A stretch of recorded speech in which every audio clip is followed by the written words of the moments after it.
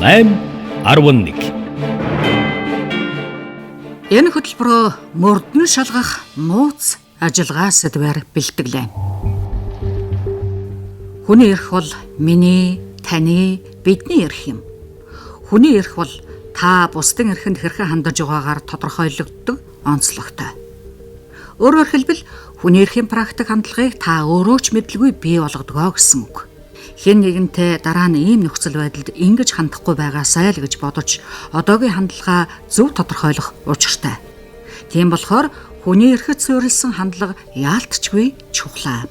Эрхээ хязгаарлуулж гэмт хэрэгт сэжигтнэр гэрчээр татагдан шалгагдах явцад хүний эрхийг баталгаатай хангах учиртай.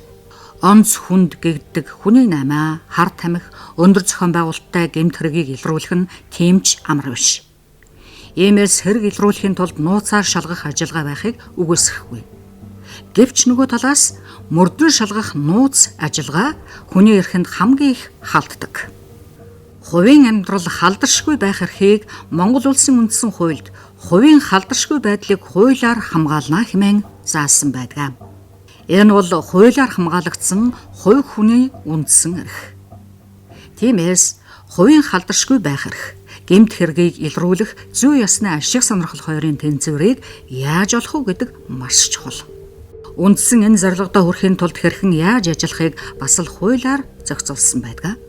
Гэсэн хэдий ч үүний хэрэгжилт учир дутагдaltaй хэвээр байгааг Монгол Улсын их сургуулийн багш судлаач мөнх сайхан шүүмжиллээ. Тэгэхээр энэ бол юу вэ гэхээр ерөөсөө орчин үеийн энэ хүний эрхийг дээдлсэн энэ нийгмийн одоо маш чухал нэг үн зүйл. Ягаад тэгэхээр хүн өөрийнхөө амьдрах тэгээ өөрийнхөө амьдралтай холбоотой тэр хувийн шийдрүүдээ гаргах. За мөн ерөөсөө хэний ч хараа хяналтгүй өөрийнхөө байх тэр одоо орон зайд тухайлах юм бол гэр орондоо амар тайван байх. Энэ нэг одоо орон зайг хамгаалдаг, хувийн нууцыг хамгаалдаг. Тэгэхээр энэ бол өөрөө хувь хүний хувьд бол маш чухал юм эрх байж байгаа. За тэгэхээр энэ хувийн халдашгүй байх эрх. За мөн тэр гэмт хэргийг илрүүлэх зүй ёсны ашиг сонирхол хоёрын балансыг нь бид нэр яаж олох вэ гэдэг юм. Түүнээс аль нэг тал руу туйшраал ерөөсөө ийм юм хийж болохгүй гэж бол. А нөгөө талаас тэрийг далимдуулаад одоо хувийн халдашгүй байх эрхийг бусад эрхүүдийг зөрчөөд гэдэг ийм юм байж болох. Тэгэхээр энэ зорилготой яаж хүрэх вэ? Манай үндсэн хууль байж байгаа ийм зорилго байна. Тэгэхээр сая хэлсэнчлэн үндсэн хуулийн 16-гийн 13-д бол хувийн халдашгүй байдлыг хуулиар хамгаална. Үндсэн хуулийн маань заалтах. За тэгэхээр энэ бол өөр үндсэн эрх. Хувийн халдашгүй байх эрхчээ. Тэгэхээр энэ эрхийг бол ямар тохиолдолд хязгаарлах вэ гэдэг маань үндсэн хууль бүр тодорхой заасан юм нөхцлүүд байж байгаа. Тэгэхээр тэр нөхцлүүдэд бид нэр хууль тогтоомжоор тусгаж за энэ ажиллагааг явуулж байгаа байгууллага албан тушаалтнууд тэр одоо үндсэн хуулийнхаа зарчмыг баримтлаад явах юм бол сая асуудал шийдэгдэнэ гэж ярьж байгаа. За нэгдүгээр үндсэн хуулийн 16-гийн 13-ийн 2 дахь өгүүлбэр дээр хууль заасан үндэслэж журмаас гадуур хэнийгч мөрдөн мөшгийг хориглоно гэж. Тэгээ мөрдөн мөшгөлгийн нэг хэлбэр бол юу вэ гэхээр энэ мөрдөн шалах нууц ажиллагаа. Тэр үндсэн хуульд бол хуулийн тодорхой байдлаар энэ ажиллагааг ямар үндслээр явуулах уу, ямар жургаамаар явуулах уу гэдэг хуульд заана гэдэг ийм шаардлага байна. Үндсэн хуулийн 1-2-т бол хууль дээдлэх зарчим байна. Энэ бол эрх зүйн төрийг илэрхийлдэг. Эндийн наад захын шаардлага бол хүний эрх рүү халдж байгаа ямар нэгэн үйл ажиллагаа юм бол тэрний үндслэг журам заавал хууль бичигдэн тэгээ зогсохгүй маш тодорхой дур зорг үзмжээр хандах боломжгүй байдлаар аль болох бичигдэх ёстой. Гэсэн ийм шаардлага. Харамсалтай нь манад бол ерөөсөө өнгөрсөн хугацаанд одоогийн хуулиар ч тэр энэ шаардлага хангагдаагүй. Одоогийн эрүүгийн хэрэг хэн шийдвэрлэх тухай хуулиар бол мөрдөн шалгах энэ нууц ажиллагаа явуулах үндслэг журмыг маш тодорхой хууль бичээд ерөнхий орхиод тэгээ энийг ерөөсөө улсын ерөнхий прокурор тагнуулын ерхий газрын даргын хамтарч батлсан журмаар батлана. Нөгөө журам нь одоо судлаач надад олддоггүй. За мэдээж тэр нууц ажиллагаа явуулах тэр арга тактикийн юм нууц байхыг би бол ойлгож байгаа. Яг тэр эрх рүү халдах, ямар гэмт хэрэг дээр халдах. Энийг одоо эцсийн арга болгож хэрэглэх хэрэгтэй байхгүй юу? Ер нь бол тий эсвэл ямар хугацаатай хэрэглэх юм. Хугацаанд дуусахаар яах юм гээд энэ журмууд нь ерөөсөө байхгүй. Тэгэхээр энэ бол шууд үндсэн хууль ингээд зөрчигдсөн юм байж байгаа. Энийгээ бид нэр одоо засах хэрэгтэй. Энэ бол одоогийн хууль өмнөх ер нь хуулиуд яг л ийм л явж ирсэн. Тэгэхээр бид нар энэ өмнөх нийгмийн одоо тэр инерцээр явж байгаа энэ хуулийн яг энэтэй холбоотой агуулгыг бид нар одоо засах цаг нь бол болсон нэгдүгээр. За хоёрдугаар тэр үндсэн журмыг тэгвэл хуульдаа яаж бичих юм бэ гэж. За энэ бол манай үндсэн хууль дахиад байж байгаа. Шудраг ёсны зарчим. Шудраг ёсны зарчим өөрөө зүгээр ял шийтгэл гэмт хэрэгт огорсон байхаас гадна тухайн авж байгаа арга хэмжээ нь хүний эрх рүү халдах гэж байгаа бол тэр хуулийн ёсны зорилготой хүрэхэд огорсон байх гэсэн утгыг илэрхийлдэг. Энэ зарчмыг л бид нэр хуульчлах хэрэгтэй. Хуульд заасан үндэслэл журмаас гадуур хэнээгч мөрдөн мөшгөж болохгүй. Хэрв мөрдөн шалгасан бол ямар хугацаанд хэрхэн яаж ажиллах? Ажиллагаа дууссан бол яах вэ гэдэг нарийн зохицуулсан журам байхгүй нь үндсэн хууль зөрчсөн алхам болсон. Үүний цаана хэн нэгэн мөрдөгч дур зоргоороо авирлах боломж бий болж байна. Энийг хязгаарлахын тулд гадны улс орнууд мөрдөн шалгах нууц ажиллагааг тусгай бүлэг болгон их хуйлдаа маш нарийн зохицуулсан байдаг. Бид энэ жишгээр урагшилж чадвал хаана асуудал үүсэхгүй. Тодруулбал бүх хэрэг дээр бус 5 жилээс дээш хорих ялтай үр дагавар ихтэй гэмт хэрэгт мөрдөн шалгах нууц ажиллагааг явуулах учиртай. Хувь хүний үндсэн эрхийг зайлшгүй нөхцөлд хязгаарлах нь зүйтэй гэж судлаачид ярьж байна. Хэргийг нотлох хамгийн гол арга хэрэгсэл байцаалт гэж үзэх. Энийг нотлохын төлөө хэд улаардаг. Энэ дунд иргэний эрхэнд ноцтой халддаг байдал үргэлжилсэн хэвээр. Үүнийг халахын тулд эрүүгийн хэрэг хэн шийдвэрлэх тухай хуульд мөрдөн шалгах ажиллагааг наривчлан тусгасан. Тодруулбал энэ ажлыг прокурорын зөвшөөрлөлтөд явуулж түүний хяналт дор хүний эрхийн өндөр мэдрэмжтэйгээр хэрхэн яаж ажиллахыг шигтгэсэн байдаг. Гэтэл хууль хүчнийхэн үүний эсрэг ажилласаар ирлээ гэж хуульч Эрдэнэбат тодтоглоо.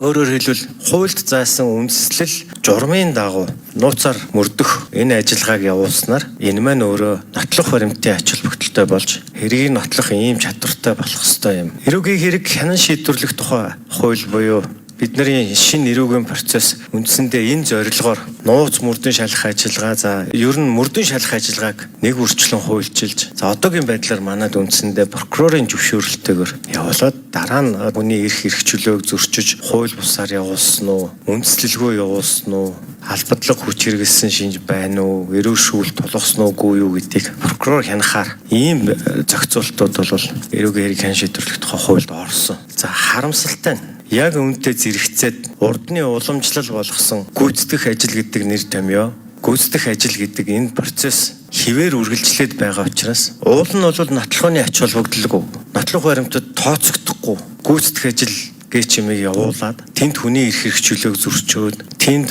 эрх хүхийн албан тушаалтны хяналт сул үндсэндээ хянах бараг боломжгүй шахуу ийм процесс явагдаад тэгээ үүгээрээ ширэг шийдвэрлэх шүүгчд нөлөөлөх байдал ажиглагдаад ер нь бол дараагийн баримтаар шүүгчд гүйцэтгэх ажлын үр дүнг сонирхуулж байгаа юм шиг танилцуулаад ингээд харахаар хэрэгт авагдсан ийл явагдсан мөрдөн шалгах ажиллагаа нууцаар явуулсан мөрдөн шалгах ажиллагаа гэдэг юмных нь хаана ч хэргийг нотолсон баримт байхгүй юм шиг атал ерөөсөй байхгүй байгаад ахтал шүүх хэргийг гэм буруутай тооцож шийдээд ингээл олныг гайхшруулаад байгаа учраас бид нар өнөөдөр энэ нууц мөрдөн шалгах ажиллагаа гэж юу юм? Яаж явагдах ёстой юм? Тэгээ энэтэй холбоотой энэ гүйцэтгэх ажил гэж чимээг яаж хязгаарлах? Үндэсний аюулгүй байдлыг хангахаас бусад тохиолдолд энэ хувь сахиулах байгууллагуудын хувьд энэ гүйцэтгэх ажил гэж чимээг хийчгээд дараас нь тэгээд дахиад нууц мөрдөн шалгах ажиллагаа гэж юм хийгээд байх юм шиг парадокс нөхцөл байдлаас л салах хэрэгтэй байгаамаа гэж ингэж л бодож байна. Нууц мөрдөн шалгах ажиллагаа, гүйцэтгэх ажиллагаа хоёрыг ялгах, эсвэл аль нэг нь халах. Хуулийн эдрээд энэ заалтаас болж олон иргэдийн эрх хөндөгддөг. Үүнийг цэгцлэхгүйгээр хуулийн шинжил ярих утгагүй. Асуудлыг томоор харахаас илүүтэй жижиг асуудлыг хэрхэвч гээж болохгүй. Яг энэ зэгтэл хуулийн булхай хийдэл байгааг анзаарч шинжил хийх нь илүү үр дүнтэй байх болно гэж хуульч Эрдэнэбат онцоллоо. Мөрдөн шалгах нууц ажиллагаа гэмт хэрэг үйлдсэн этгээдэг олоход чиглэх хамаарах учиртай. Хэргийн холбогдогчийг олж илрүүлэх ажиллагаа үүнд хамаарах ёстой гэж Монголын хуульчдын холбооны гишүүн, эрүүгийн эрх зүйн хорооны удирдах зөвлөлийн гишүүн Ган тогтох тайлбарлаж байна. Тэгэхээр зүгээр энэ нууц ажиллагаа гэж юу хэлэх ёстой юм бэ гэхээр тухайн гэмт хэрэг үйлдсэн этгээдэг олж илрүүлэх л ажиллагаа хамаарах ёстой. Тухайн этгээдэг олж илрүүлээд тогтоосныхаа дараа мөрдөн шалгах ажиллагаа бол хуулийнхаа хүрээнд л явагдах ёстой. Тэгэхгүй тухайн этгээдэг олж тогтоочоод цаашаа гүйцэтгэх ажиллагааны шугамар шалгаад ингээ явж байгаа нь өөрөө хүний эрх талдаа бол харш юмаа гэж үзэж байна.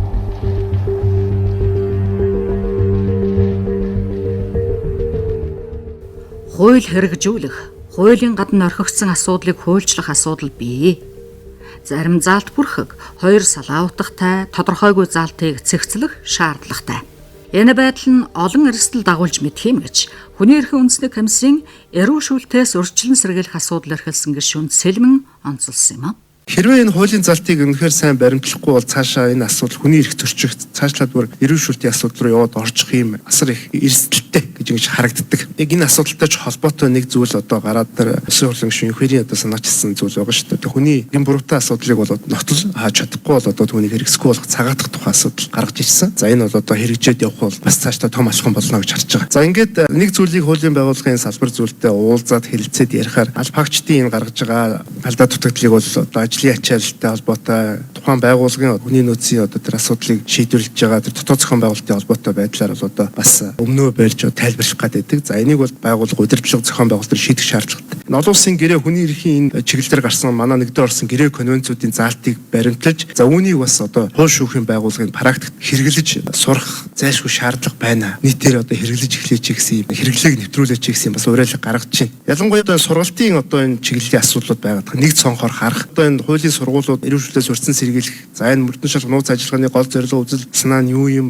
Хүний эрх дээр одоо хаана очиод тулах ёстой юм? Ямар эрхийн хуулийн дагуу хязгаарлах ёстой юм гэдэг ингээд уг нь нэг хөтөлбөрөө хүрч нэг болгоод авчруулах зүгээр одоо ингээд санагддаг. Тухайн нарийн мэргэжил эзэмшсэн хүмүүсийг дахин давтан одоо сургаа 2 жилийн хугацаанд мөрдөх шинжээж гэх мэт ийм мэргэжил эзэмшүүлээ гаргаж байгаа. Гэтэл одоо сүүлд сонсогдож байгаа асуудал болохоор яг энэ нарийн мэргэжсэн энэ алба хаагчдыг яг тэр анх хөтөлбөрт эсвсэн чиглэлээр одоо тэр ажил албан тушаалтанд томилж гинүү гэдэг асуудал бас анхаарал татаад. За ингээд маш их хөрөнгө хүч зараад ингээд явцсан чиглэлийн хүмүүсийг томилохгүйгээс болоод үнэхээр энэ ажлыг хийж хэрэгжүүлэх чиглэлээр бас тодорхой бэлтгэл сургалт хичээл аваад практик дадлага хийсэн хүүхдүүд өөр чиглэлээр ажиллаад байна. Одоо юм бол жижигээс л эхэлнэ гэж би хараад байгаа. Одоо ингээд томоор шийдээ гэхээр ингээд хүмүүс бас их том ингээд ярихаар зарим хүмүүсийн хэмжээнд бол за эдгээр нэг тийм хөрсөндөө буухгүй юм ярьж ин да гэдэг одоо манай ялангуяа практик байгуулсан тэгж дүгндэг юм билээ. Ялангуяа одоо энэ нууц мөрдөн шалгах ажиллагаатай холбоотой энэ хүний эрхийн зөрчлийн асуудлыг өмгөөлөгч нар маш их гаргаж тавьж байгаа. Олон улсад бол зарчим байгаа шүү дээ. Ямар зарчим байгаа вэ гэхээр энэ хууль бус аргаар цуглуулж бэхжүүлсэн нотлох баримтыг